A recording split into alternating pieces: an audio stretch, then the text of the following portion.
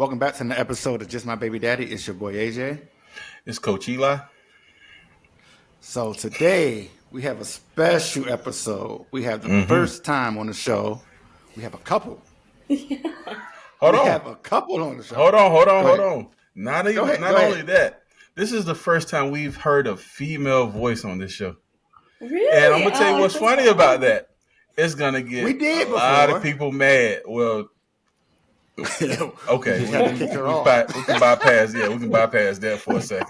Look, we've already touched on that a little bit, but yeah, this is gonna be super dope because a lot of people have been asking to be on here. But I'm really pleased for you to be on here because this is gonna be a dope conversation. So tell them who they are, AJ. Well, you did all the talking. Go ahead and tell them what we got.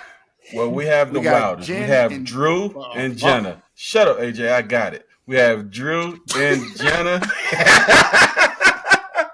And I can't wait to start this conversation because there are so many different topics that we want to discuss with you all because we've seen over the last 40 minutes that you all are full of information.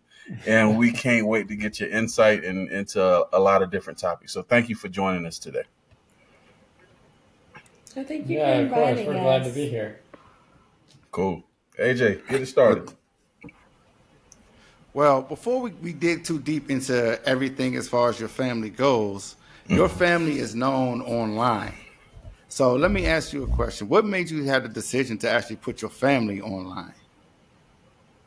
For me, it was, so we adopted in 2019, and because we're a multicultural family, right? I didn't see a lot of representation of Black families or multicultural families. So the parents were not white adopting a child of a different race, or just even Black families adopting. I know it happens, but I didn't see a lot of representation online, and I was kind of just feeling lonely because there were certain trials that we were going through that were really just specific to us and how our family looks, that I just needed some kind of guidance or just someone to talk to, or just seeing if I could find somebody that I could connect to. And so I was just like, well, if I can't find it, I'm just going to start talking about it myself. I'm sure I'll start to find other people. And it was really beautiful because I ended up finding other families, obviously, because I knew they were out there, other families who kind of look like us, who have adopted and were going through a lot of the same things. And so in that sharing, I kind of just grew my own community because I ended up finding other families that look like ours. And maybe they didn't look exactly like ours, but they were going through the same things. But then our page just kind of started growing. But then also I just kind of grew my community of other moms who were just trying to learn how to be a mom to an adoptee, but also just through the challenges of being a family that was multicultural. And I think that was pretty much how my page got started, and just sharing our journey and our trials through that. And then it's just kind of taken from there. Wow. But from a father's perspective, Drue, how, as a protector of the traditional sense, how did you react to that going online aspect of your family? Well, I honestly, I kept up with Facebook in the beginning, and that was about it, right? I'm not a huge. It's great.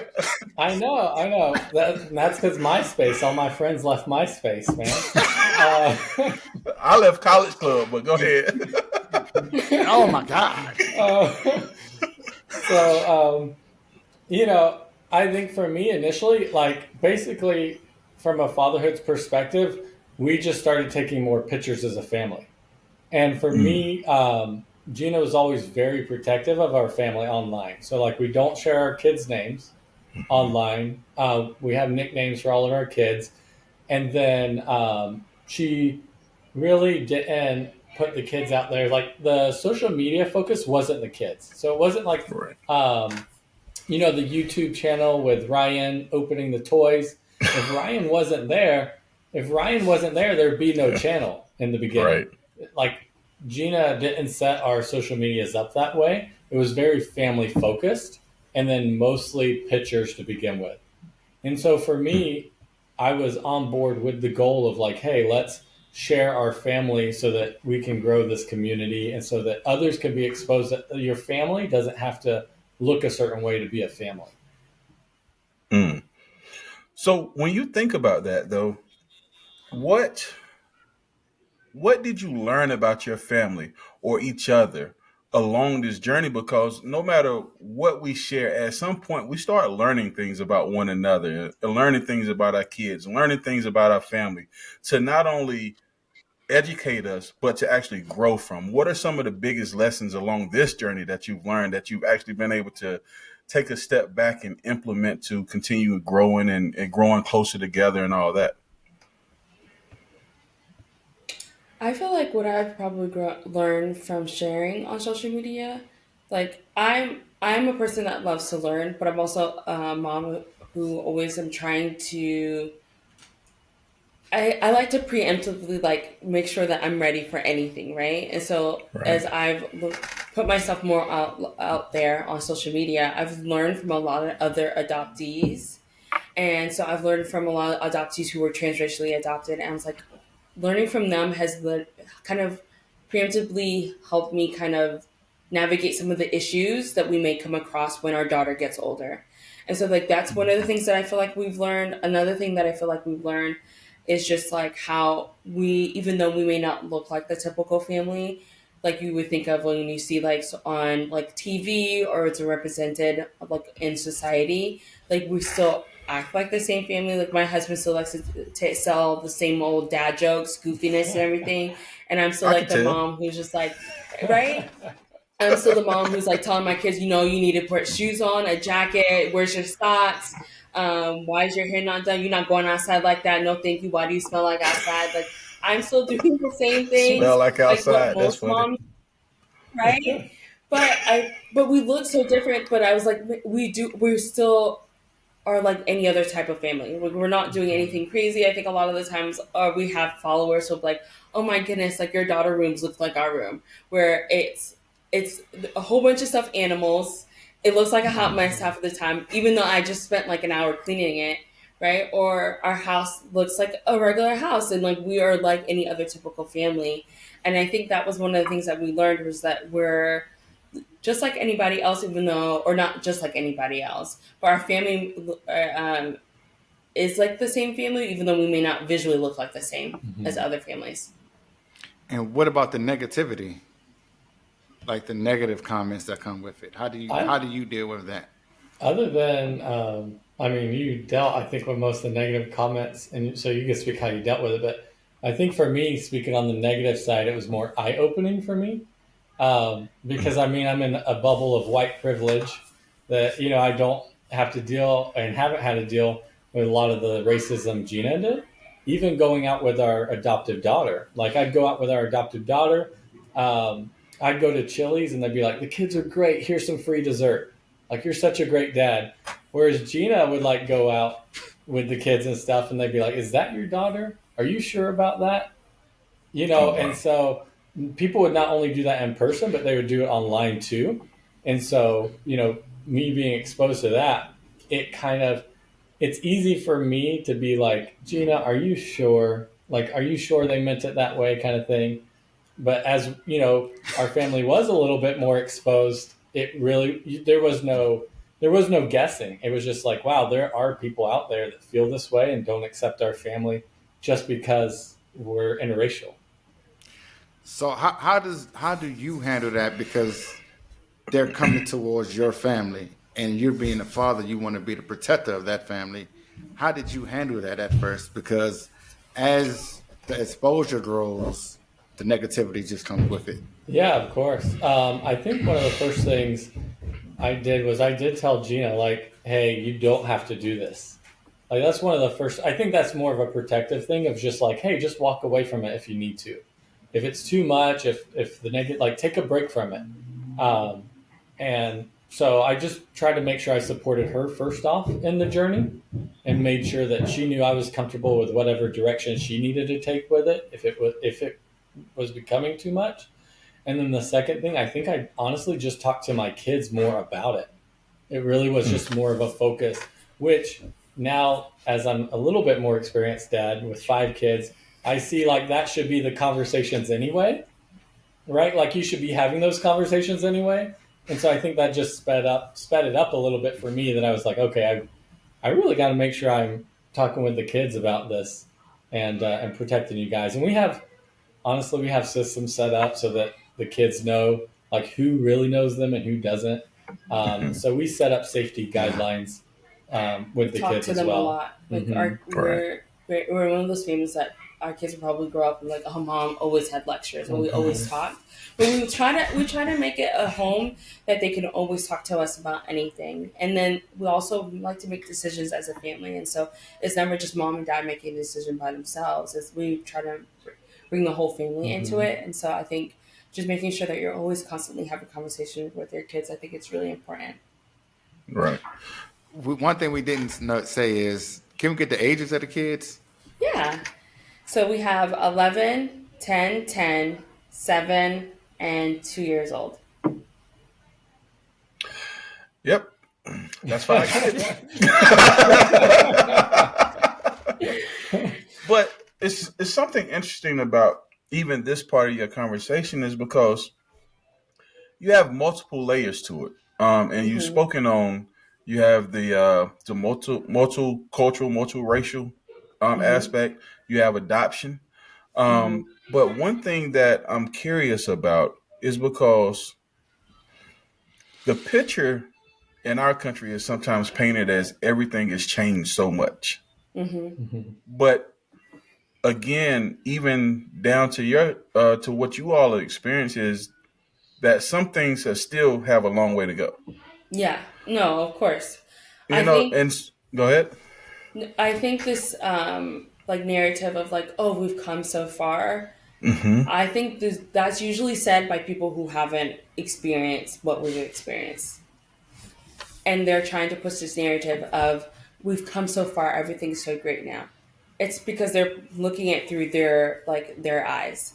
I don't know. I think we have made some changes, but not any changes that I have personally seen myself, or any changes that my kids.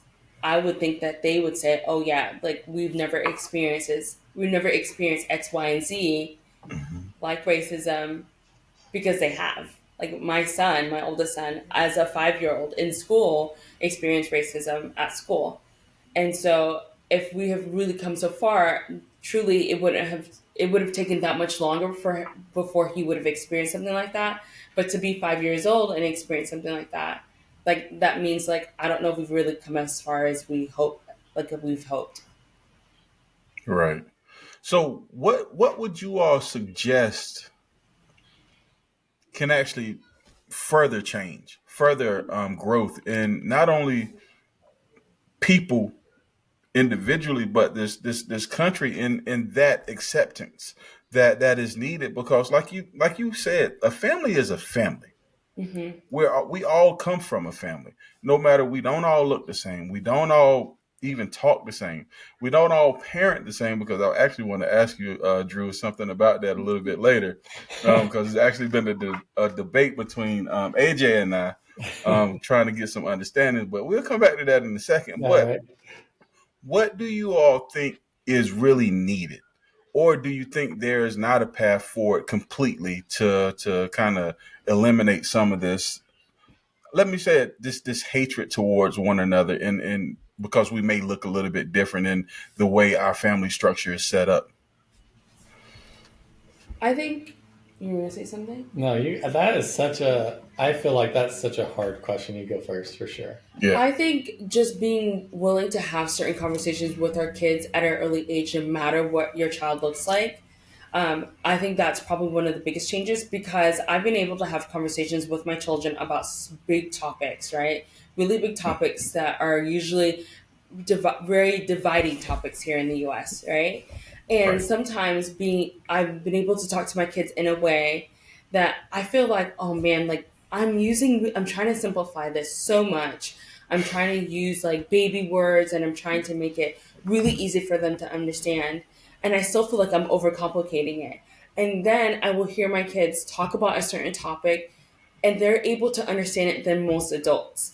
And so I do feel like if we're able to talk to our kids and always making sure that it's based on their maturity level, but being willing to not say like, oh, we can't talk about this. Like this will, like this is way too, they'll lose their innocence, right? Like racism, like people always are like, oh, my kid's too young to learn about that or talk about that. Like they need to be older. But in reality, we know that our children are dealing with it at such a young age that whether or not they may think that it's too much for them because they need to be older, our kids are dealing at it like I said, my son was 5 when he dealt with it, or maybe even younger. Technically, it's just something that we were able to see it, like we could actually like pinpoint.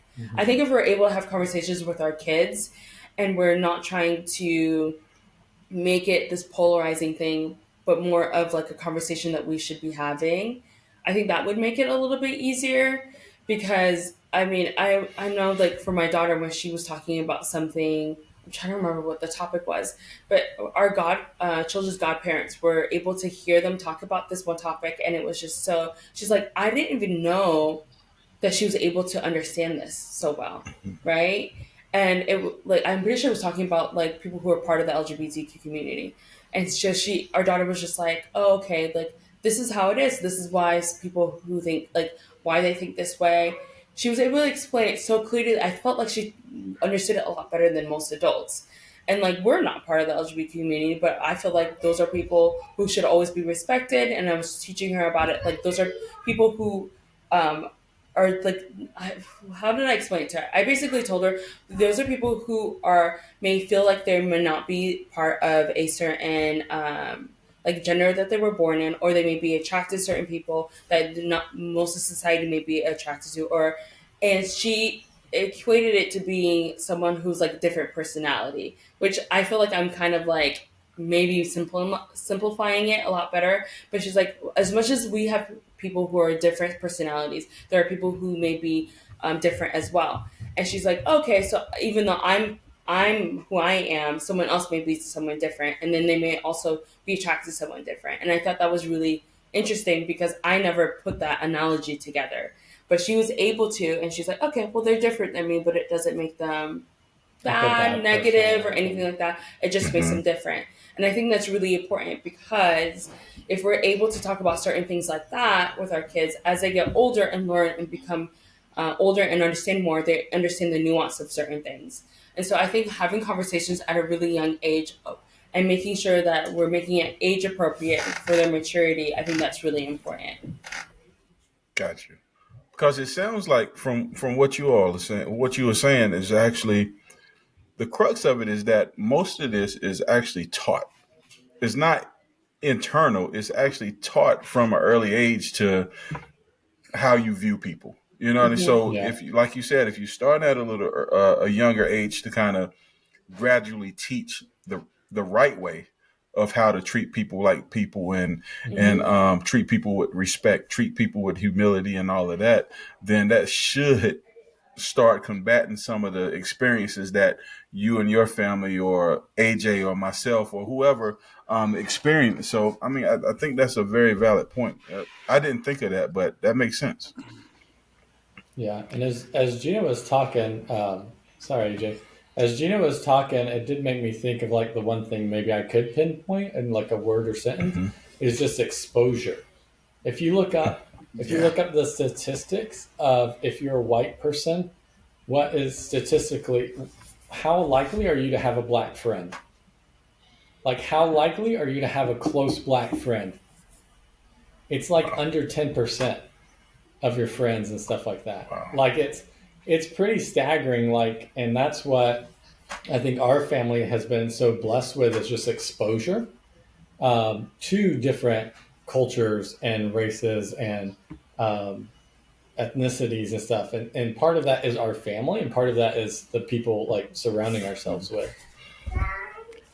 So were you exposed to that young as well? Because I understand that you're exposing your children to it. Was that something that y'all were exposed to as young? And I can hear the kids in the background. Yeah. That's perfect. That is fine. Listen. Real parents listen and watch this show, so we understand. Trust me. All right, so you're asking if I was exposed, like to different. So I was, So I had both experiences. I grew up in Alabama, and I had exposures. What is it, buddy? What is it? Can you give me a minute? No. No. Oh, okay. He said, "Hey, he said He's you were like, on the no. clock. You remember you told us you're on the clock now. You got to go watch Paw Patrol, I think." That's fine. Okay. All right, here it is. This is not going to be interesting. Yeah, This is going to be it's so not going to be as fun as Paw Hey! Patrol. It's not, you're going to say hi? Yeah, not looking at AJ. It sure is not. Oh, come on, man. So I had both. I had where I grew up until kindergarten in Alabama and was exposed in school like kindergarten. What is it? Yes. Snack. Yep. Go ahead and go get a snack. Thank you for asking, buddy. Oh, that is what they do. That is exactly what they do. Oh, that's They so wait nice. until you're busy, and then they go ask for a snack. That's what they do. 'Cause Exactly. it's like, whatever, just get out my face. Oh yeah, that's. Oh my god. You know you can get one So, then. I think I do that as a exactly. young adult. Exactly. He might be back in a minute. Like, Can you where's open my it for snack? me? Yeah. Yeah.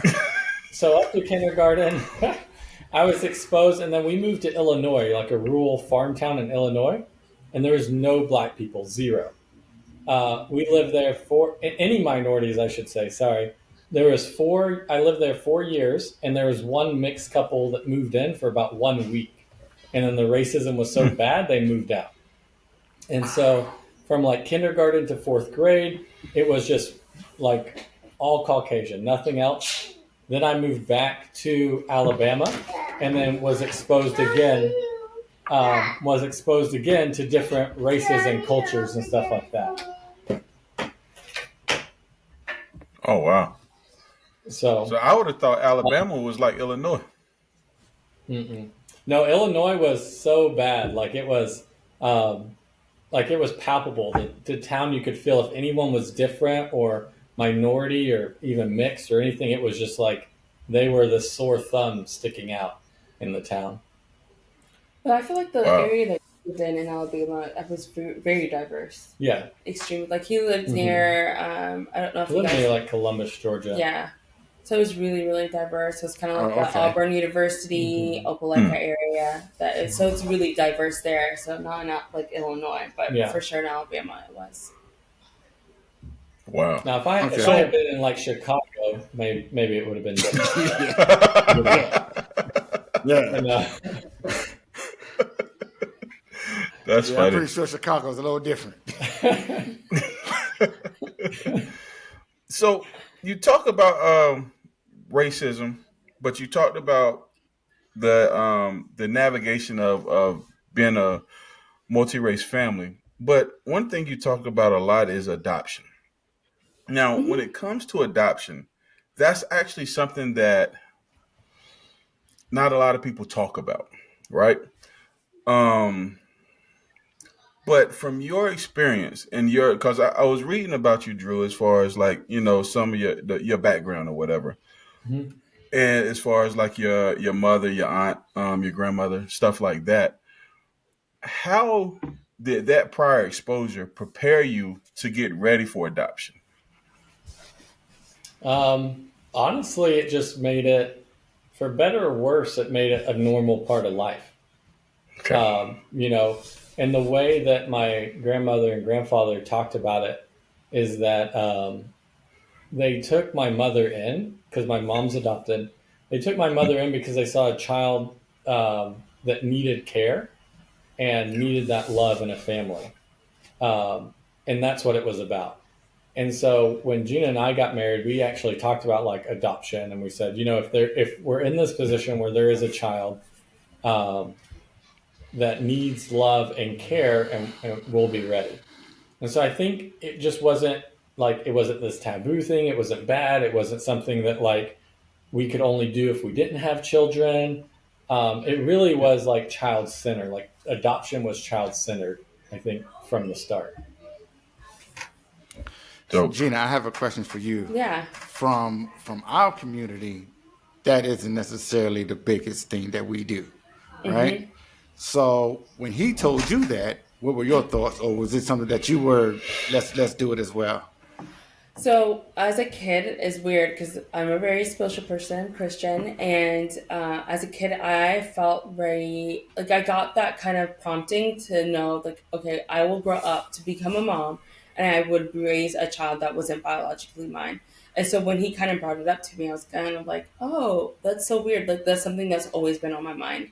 Um, we don't have any adoption in our family, but my dad was raised by his older sister, and so like I guess that could be like somewhat like a lot of similar. What we did was like a form of kinship adoption, but that was like pretty much the only like exposure that I had to it, and so I felt like him talking about it. I felt like I was already ready to be like, oh yeah, that is something that I would like to do. It's been on my mind.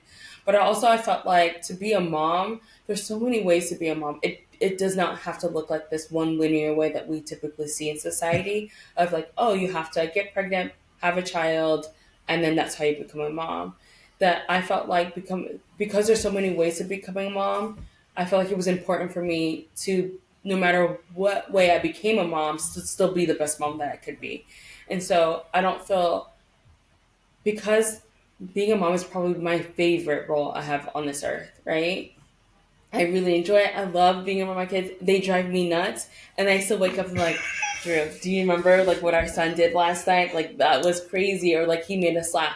I enjoy it so much that I felt like whatever child came to me and needed a home and I was supposed to be there for them, support them, raise them, that I was just going to do the best job that I was going to do, no matter if they were biologically mine or not. Like a child's a child.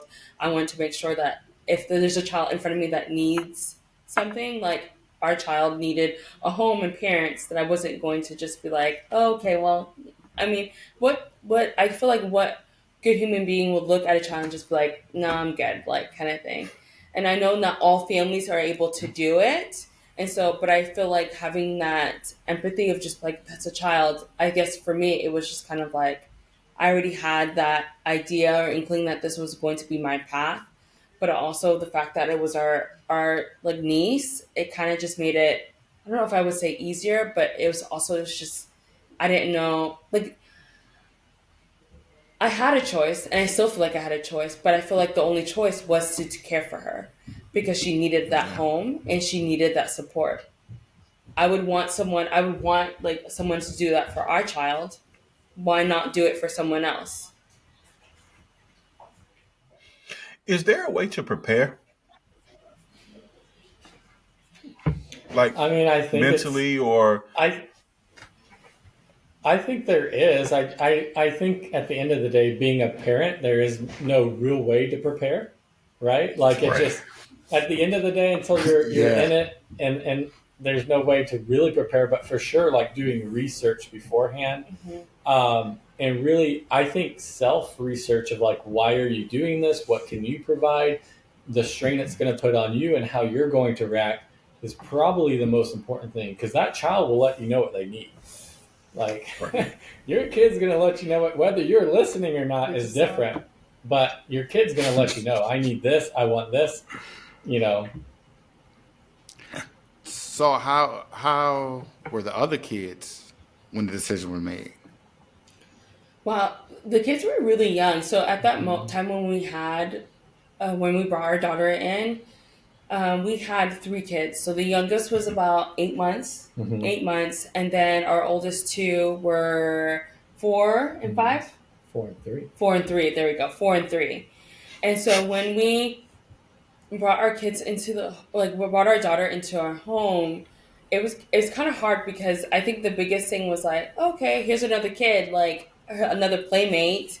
Like for them, it's like, okay, they're living here forever, so cool. And then the first couple of weeks were great, and then after a couple of weeks more, it's like, oh my goodness, like wow, this is such a huge change. Yeah, But they I in my think space. Mm-hmm. yeah, and it was. I think if I would have picked who was the hardest for, it was our daughter, who's the same age as our daughter we brought in. They're only 8 weeks apart, and she was so used to being like she'd been a middle child for a little bit, and then all of a sudden she had someone who's the exact same age, who's interested in the exact same things as her. The So it middle was child really nice. always has problems anyway. I see But that in my family. it was okay for a little bit, and then it got really rough. Where Fine. I know it was okay for a little bit, and then it got really, really hard. And then you'd hear her verbally express, "Mom, I'm so like she's always following me and copying what I'm doing." And then I ended up having this conversation with her, and it's like, "Do you understand what your sister's been through? She's been through so much, and she probably finds like you probably ground her. That's probably why she copies a lot of the things. Like it's so easy. Like you're someone who's the same age. You guys are both the same gender. You guys like a lot of the same things. It's probably really easy for her to be able to connect with you because you guys have a lot of similarities. Or she's probably also someone that looks up to you."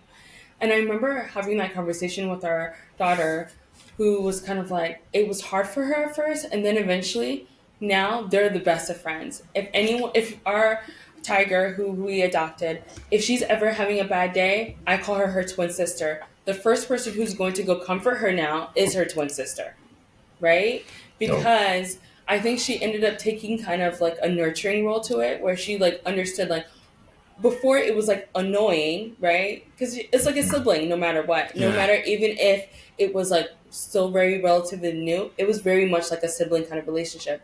But then explaining to her like your sister has been through so much. She's lost a mom and dad.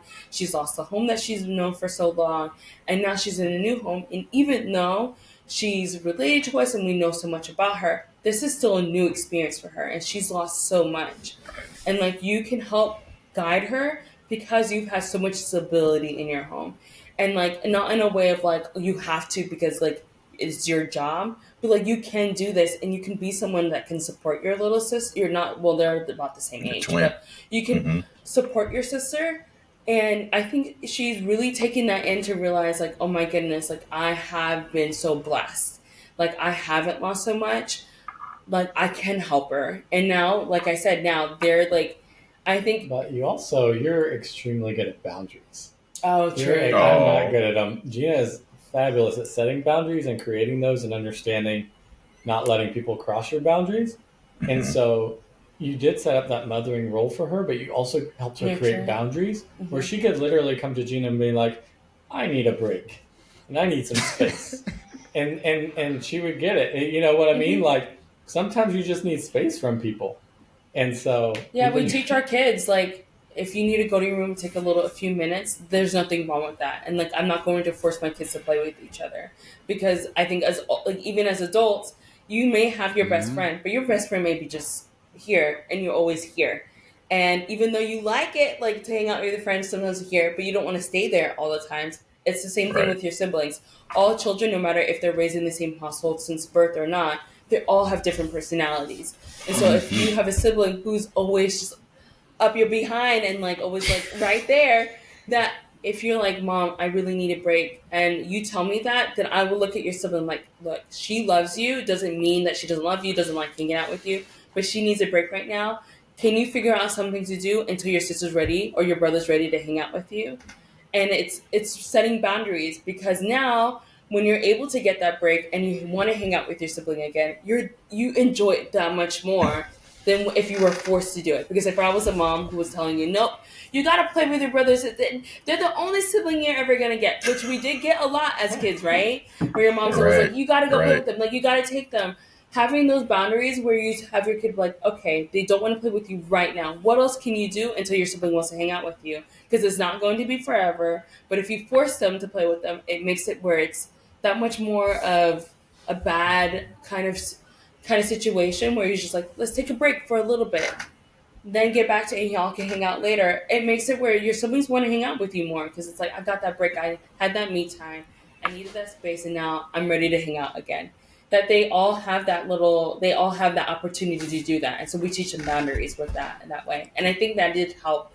That was one of the things I did with them, because they were sharing a room and my daughter was like, I love my sister, but I can't share a room. And I was like, I totally get that. And so then we ended up giving them separate rooms. And then our daughter who had joined our family, Tiger, she's like, I don't like sharing a room by myself. And then our youngest daughter was like, I love sharing a room. And now they share a room together. And it worked out perfectly. And so now the twins, even though they're the same age, they don't share a room. But like I said, they're also the closest. And I know this because our daughter goes to therapy and she's like, who's that one person that always makes you feel safe and always is there for you? I thought she was going to say me, right? I was like all big headed, like she's going to say mommy. And she's like, no, my sister, my twin sister. She's always there for me. And that made me cry because I think I was like so worried about the relationship they were going to have, because I'm like they weren't always like they're the same age. Sometimes they could annoy each other. That also, even though like they're so related, they still are just so different. And she's like, no, she's always there for me. If I'm ever having a bad day and I can't calm myself down, she's always able to help me calm down. I feel like I'm gonna cry again, and that made me feel so good because you never want your child to feel so alone that they don't have anybody, and to have a sibling that they feel like I know that one person will always be there for me through thick and thin. That made me really happy because I know how it can be feel really low. Not that I understand, but I know this is something that a lot of adoptees talk about, that they feel so lonely in their family, that they feel like othered or they feel like they're always on the outside. And I never wanted that for her. And I talked to her about that, like, hey, I never want you to feel this way. And even though I may talk to her a lot about it, it doesn't mean that she'll like. I know she loves me, and I know she knows that I love her. But sometimes you just to have that one person that you connect with so well, and that's a family member, and like you, I think that's just it's really important to me, and I was really happy to hear that she found that in a sister. Nah, that's really Yeah, good. I gotta do a much better job of that because when my kids do that and like I don't want to play with. I tell her I don't want to play with her, and I just be like, well, don't play with her. It's like you don't want to play with you, and they say, well, what am I supposed to do? And just figure it out. Like you got toys. You make me buy these toys and stuff. Figure it out. It's not my job to make you have fun. If he don't want to play with you, you figure it out until they want to. Like it's yeah. I got to do a much better That job of sounds that. like me, AJ. My 2-year-old, Yeah. 2-year-old swinging the metal water bottle. The kids are and I'm like, dodge it. You gotta dodge. Dodge. What are you doing? Yeah, like what do you mean she's terrorizing you? She's 3 years old. You're 8. Like figure it out. Like take it from her. Like Excuse me. There's a reason why toddlers are called terrible twos. They can terrorize and they can do some damage.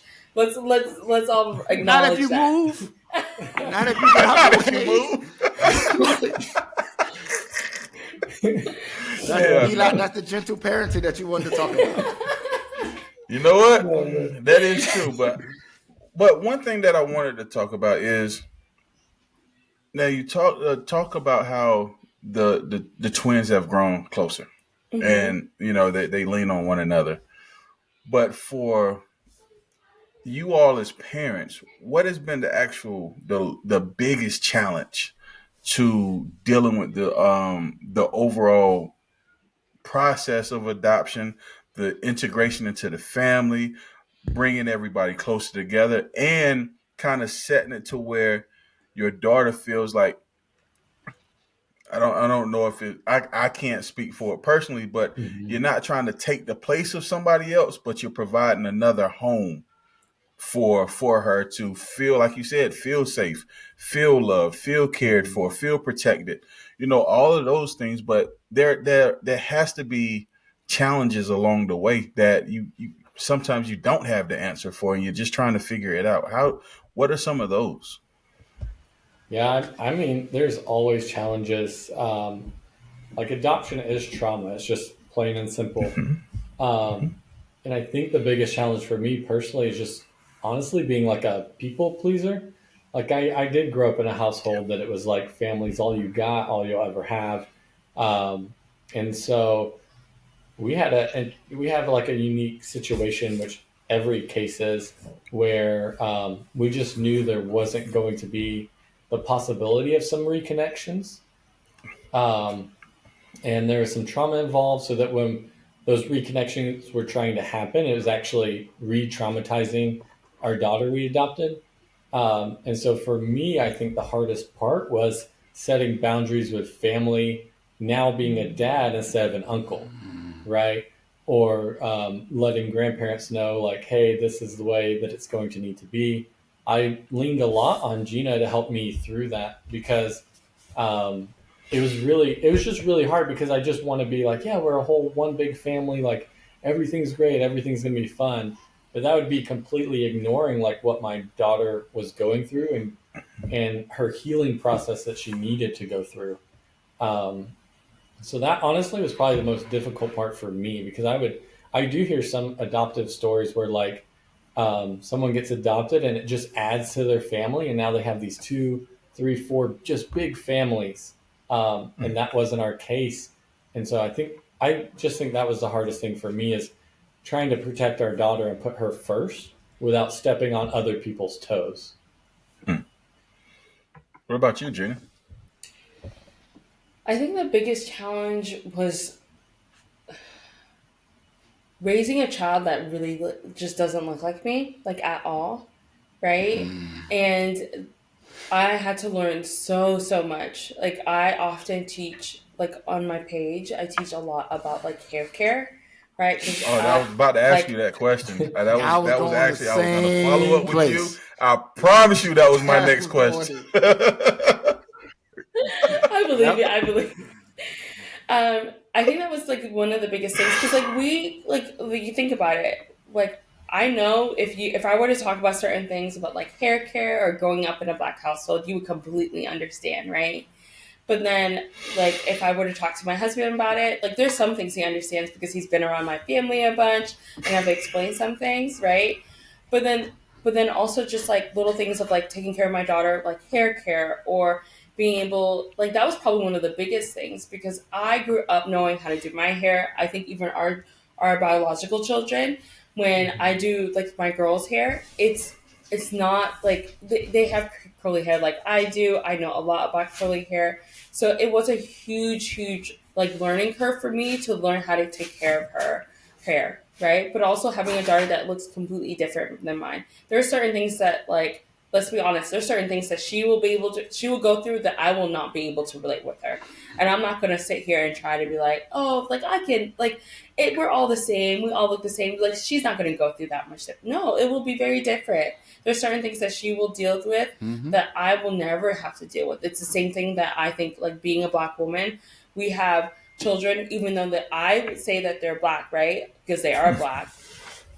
They being biracial, they will go through things that I will never go through, right? Having understand like being both black and white, even though they look like I think that they look black, right? But still being still biracial, there's certain things that they will deal with that I will not understand, right? And so a lot of those things were things that I acknowledged and I felt like I needed to teach myself about because I wanted to make sure that when my child came to me and they were like 20, I'm like, Mom, I went through this. Why weren't you there for me? Instead of me saying like, oh, that didn't happen to you, or what, it wasn't that big of a deal. I wanted to be like, oh my goodness, I'm so sorry. What can I do now as a mom to help you? And let's learn together so that way I can be a better mom or I can be a better mom to you in this situation. Because I didn't want to wait until I was like in my 60s and my kids were like finally telling me all these things from me like, I don't understand. What are you talking about? It wasn't like that. I never wanted to be that kind of mom because I had it happen to me. And I felt like I wanted to educate myself so much so that when they came to me about these things that I could sit there and be like, I cannot sympathize with you, but I definitely know that this is true. I believe you. Let's talk about it. And what can I do to help you now? I'd rather be at that route than me just completely ignoring their feelings because no one wants to feel ignored. No one wants to feel like they're the only person. And Right. because I felt like that and I didn't want them to feel like that, that I was like, I'm going to do whatever I can do. And so for my daughter who does not look like me, even though she doesn't look like me, I could be like, oh, I took care of you the best way I could. I still don't think that's enough. And I wanted to take care of her the way that she should be taken care of. And that also meant validating her feelings in certain things of like, hey, I grew up in a home that like I felt othered or I didn't really like, I didn't look like my mom. I didn't have this X, Y, and Z. I would rather understand that now than later. And then it be just so out of touch. And I didn't want that. Mm.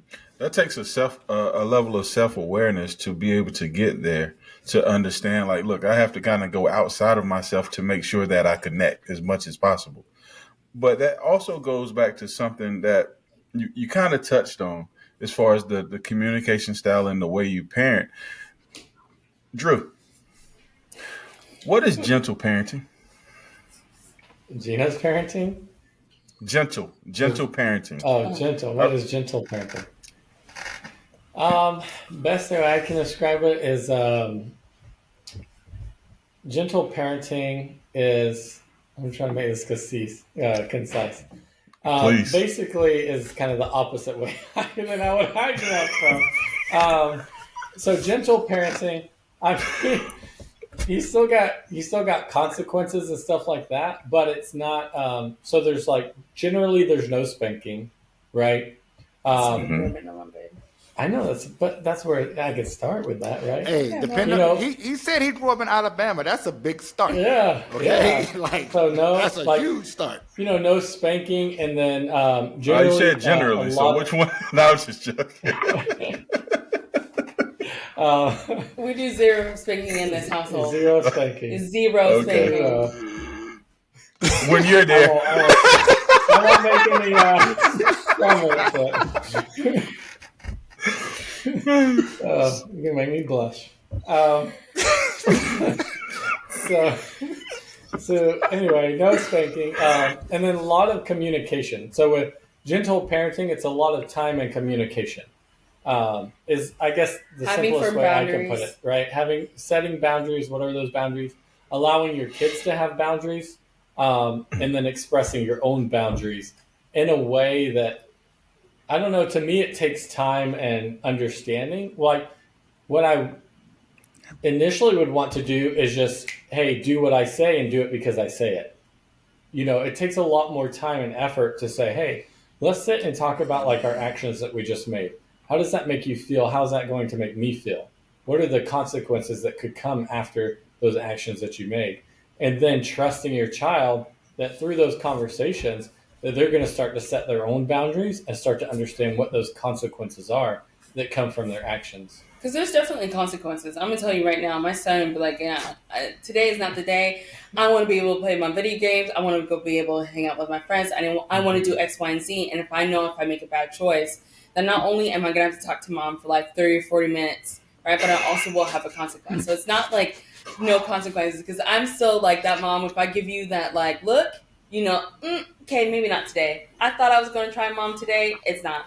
So it's not in this way of thinking our kids are going to be getting away with everything and they're just doing whatever. And then this hope of maybe they'll turn out good or maybe they'll make the right choice.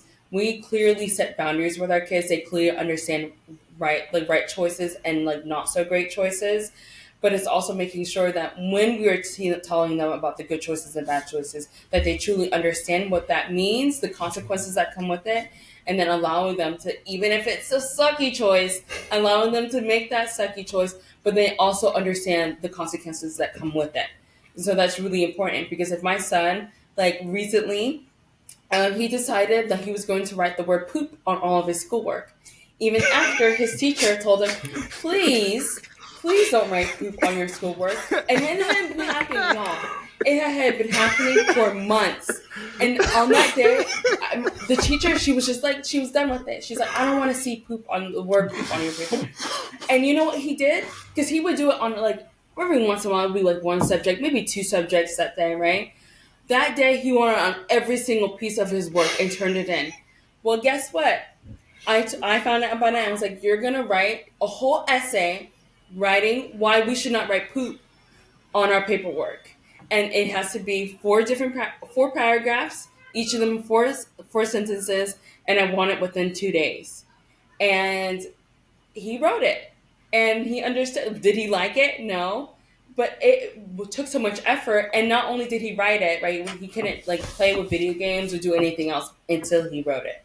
Right? Which made it worse because he's like, I'm not going to do anything. So for I think it was he had to write it within 3 days. The first day he just was just fussing around the house. But while everyone else got to play and do stuff, he was still just fussing around the house. But by the end of the third day, he was like, Mom, I understand why I shouldn't do it. And he's like, I still wanted to do it. I was like, I understand why you wanted to do it. I know it really makes it's tough. Authority, having someone tell you what to do, that is really, really tough. But you also understood what it meant to write it, and you knew that there was going to be a consequence. and you still chose to do it. And so while in that you had that choice to go make, like, to write poop on every single paperwork that you turned in, it still meant that you were going to get the consequences whether you liked it or not. And so I think that, I feel like that's what gentle parenting is truly having our kids understand the consequences of all we do, because consequence doesn't have to be bad. They're, when you make a choice, like, that's what you have control over, your choices. Right. The consequences, good or bad, are what happen afterwards. And I feel like that would be, I think, would be the main, like, idea of what gentle parenting is. Now, all of that makes perfect sense, right? Okay. So here's my question. This is my only follow-up question to this. Okay. Because kids are kids, Mm-hmm. right? But what happens if he does it again? Then he gets a bigger consequence. Okay. He gets a bigger consequence. See, yeah, you got to see. That's where I kind of divide, because you gotta have to see me at that point, in some form of fashion. I understand. So, Like, the thing is, That's why I was getting. That's what the only. Yeah, the only thing is with kids is, like, they're gonna do what they want to do eventually, right? Mm-hmm. So if you're so, I'm not saying you're controlling or whatever, but if you're so, no, that's what you're trying to say, but it's okay. Yeah, if you're so controlling over your child, they're just gonna do it when they're older, and the consequences may be more severe, right? But that is that I think is where all the effort comes in from gentle parenting is finding that balance, right? Finding that balance where you do take time and sit with them and communicate and stuff. And then when do you just say, no, this is like maybe a safety issue. This is how it has to be. When you're older, we'll talk a little bit more about it. You'll have more leniency on what you can do when you're a little older. But, like, these are the hard boundaries for safety issues. You know what I mean? Like, Okay. I think that's where more of the effort comes in. Because obviously if one of our kids was, like, to do something illegal, like, that's not a gentle parenting moment where we sit down and just say, like, that really wasn't good to do. Like, that is another level. And I mean, we still wouldn't spank them, but it would just be like, you go from 0 to 100 and say, okay, you're grounded. These are the things we're doing. We're setting these hard boundaries until we can figure out how to allow you back to set your own boundaries. I grew up in a spanking household. Like, my parents are Caribbean. My parents are Haitian. So I got the spankings, right? I got the rice and you kneel on it. I got the go pick your switch from the tree kind of thing, right? I see why you nice now. But they came to a point where they couldn't do that anymore, right? And so I was a child that would listen to my parents no matter what. And then you always have that one child, no matter what you do, no matter how much you spank them, like, they still are going to do what you're going to, like, they're going to do. Not to say that gentle parenting is always going to get, like, result in a child that's always going to be compliant. It's just also teaching you as a parent that one day you will get to a point you cannot spank your child. Wouldn't you rather have that relationship with your child where you're talking to them and they really can trust you, so that they are coming to your advice? Doesn't mean that they're always going to make the choices that you want them to, but it would be so much better that they're listening to someone who's going to give them advice because they love them and wanting to steer them in the direction, instead of them fearing you and never coming to you at all because they think, like, my parents are never going to listen to me or talk to me. And so while my parents spanked me, I turned out as a great kid. There are still parents who spank their kids and their kids did not turn out great. It's not whether or not it's trying to make a child do what you want. It's trying to foster a relationship with them so that later on, when they do start making bad choices, they still can trust you to talk to them. Because it was never a relationship out of fear. It was a relationship out of, like, talking to each other and listening. And I think that's really important because I can spank my child. I can. I'm choosing not to because I think it's so much better for them to learn how to talk to me and we talk through things, so that later on, if they make a bad choice, I would want them to talk to me about it. I wouldn't want them to be so fearful of, like, well, mom is just going to be mad at me or yell at me. She may not spank me because she can't, right? But she's going to yell at me. She's not going to listen to me. I think that's so much important for them to feel like they can talk to me, because I would rather for them to come and get advice from me, from someone that they love or that loves them and wants to steer them in the right way, than someone who's just going to be like, who doesn't care and just give them advice. Yeah, I think sometimes people get confused with gentle parenting with pushover parenting. Like, Yes. just because you're a gentle parent doesn't mean my child's not gonna be yelling and screaming at me in the supermarket. Like, it's not. That's not that. I think that's the perception that some people get when you Mm-hmm. hear gentle parents, and you just think about the kid that's in the store and be like, "Mom, I'm not doing that. I'm not doing it." No, that's not. I don't think that's the same thing. I mean, No, if I finally anything, he's the realized. pushover parent. So, Oh my No god. way. No way. No oh, way. No way. you should see him with I our don't toddler. believe it. Oh, I it's don't true. believe it. Not It's the way he true. sit there and look at that screen like this. No way. But I realized though, AJ, I'm a gentle parent. I realized it. Okay. Finally. All right. After all these conversations, I finally realized I love talking to my son. My daughter not so much. But my son, no, I'm just joking. But nah, thank you for that explanation because I'm always curious, and AJ hit it right on the head. Is that sometimes I feel like it allows for a level of disrespect, or what we used to call from the country, like I always say, a level of back talk. And it's like now I understand. Now I understand. Instead of "Hey, I'm gonna pop you in your mouth," you keep back talking me. It's just more conversation. So thank you for that explanation, AJ. Go ahead. I don't have anything else. They done answered all my questions. So I'm telling you. uh, what I'm gonna do, we won't get you out of here with the way we normally end most of our Okay. conversations are, we talk about legacy of a father, but there's also one thing that we ask for is advice. And so if you can give advice to any new father that's thinking about going into adopting a child and adding it into a family that you already have established, what advice would you give them? Oh man, I feel some pressure here. You should. Yeah, Pressure's I mean, on. because I So can't give an answer to this one. It's Yeah, all I about think you. I think specifically surrounding adoption, right? I think it would just be what I had said earlier about researching yourself and how you're going to react to situations, and if you're comfortable with the situations, how no matter how crazy or good they could be, and how you would deal with that. What's your support system? Because I talked to a couple, and the husband was thinking about adopting, and his question to me, which I already knew, like, okay, you're probably not ready, is what do you think about me adopting a black child? And this is a Caucasian guy. And I was like, well, my question would be, why does that matter? Like, why is that the first question and like that you're asking? Like, I just really feel like you need to dig in and do some more research. Are you trying to replace something in your life with this child? And then when they don't meet up to expectations, it's gonna be really bad for you. You're gonna feel like, it's not worth it, but now this is your child. And so for me, it just all boils back down to like researching yourself, self awareness, and what is your motivations, right? And then what is that child going to need? Are you ready to give that child those things? So, if children come with all sorts um, of issues to tackle, right? The best child has issues to tackle, right?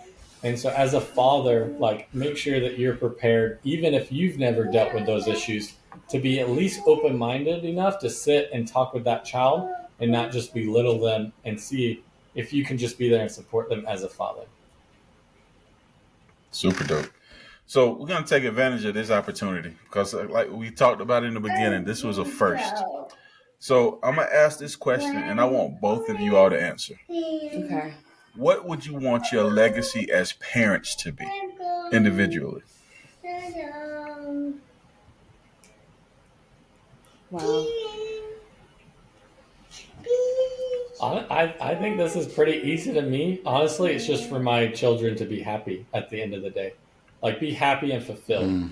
Not like a shallow, like, I've got a bunch of money, and so I feel like I have it, but truly have like fulfillment of like, I feel love deep inside, and I feel like I'm contributing in the way that fulfills me the most. Like, that I feel would be my legacy that I would want to leave on my children, is that they're fulfilled and happy. I feel like for Good. me, that would be like there are so many ways to be a parent that you don't need to have biological children, right? And so if any of my children decide like they don't want to have kids, if they decide that they just want to adopt, or if they just want to have biological children, in any way that they decide that they want to become a parent, because even if you have no children, you still can have an effect on children around you. So like you may be an aunt, an uncle, in any way. I think teaching them how to be that person, to be nurturing, to be kind, to uplift and like support children in a way that they can make a long lasting effect on like the next generation, I think is so important. I think that being a parent for me, whether or not if I had biological children or not, has been like the best. I would have made sure that I would have had a impact on children in a way that I don't know, I feel like would have been important because I love this role. And so for my kids being, I guess, the type of parent, no matter if they have children or not, just being impacting the next generation of children, I think is really important. And I think that's what I would want for them to always wanting to help support and grow and nurture the next generation.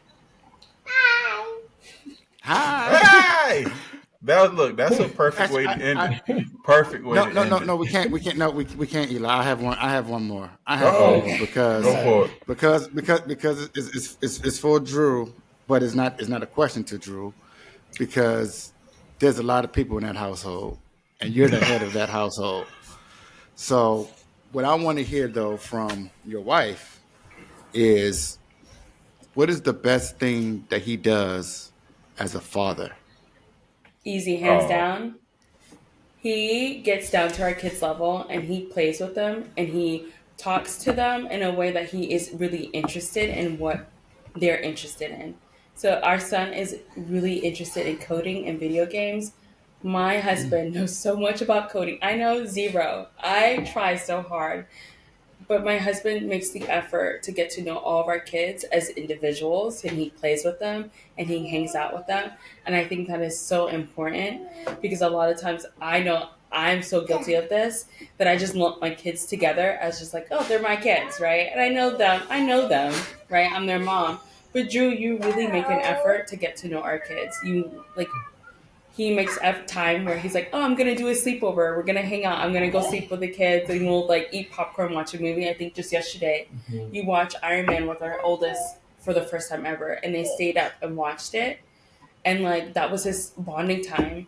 And he likes to do that with all of our kiddos, no matter like where they're at. And I think that's one of the things I really enjoy because I feel like as a kid, my dad was just like the dad. I love my dad. My dad did such a great job. He provided for me. He loved me. But I always felt like I didn't get to hang out with him. He never hung out with me and tried to get to know who I was. That he cared for me, that was not something I ever questioned. But I think if he had, I wish that he would have, I wish he would have like spent a little bit more time with me and hung out with me. And like took me out to movies, and it's not even like a question whether he loved me. I know, I mean, to this point, I think he threatens Drew all the time. Like if you ever do anything in my daughter, she still has a room in this house. He has this like 8-room house, and like in Georgia, and he's like, my daughter can always live with me. Like her and all my grandkids can come. So I know he loves me, right? But I wish that we would have had that built that relationship at a young age. That's dope, and that's hard to do to get, especially when you have multiple, to get each one individual time. That's extremely hard to do.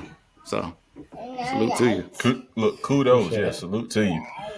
So, where can everybody find you? Because I want everybody to go follow you, listen to your podcast, go watch your videos.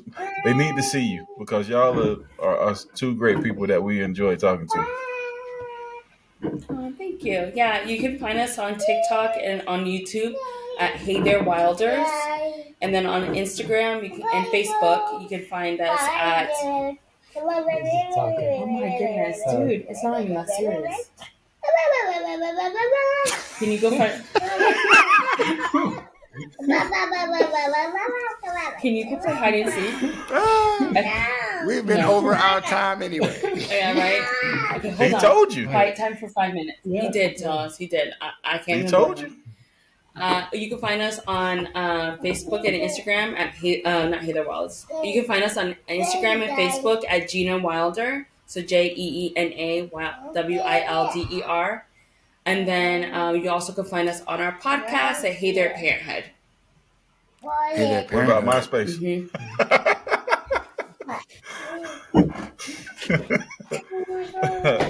All right. Now that was great. Well, we appreciate you all, and hey, we'll be talking to you again soon. Yes. Yeah, we appreciate y'all. So Thank thankful you. for having us on. All right.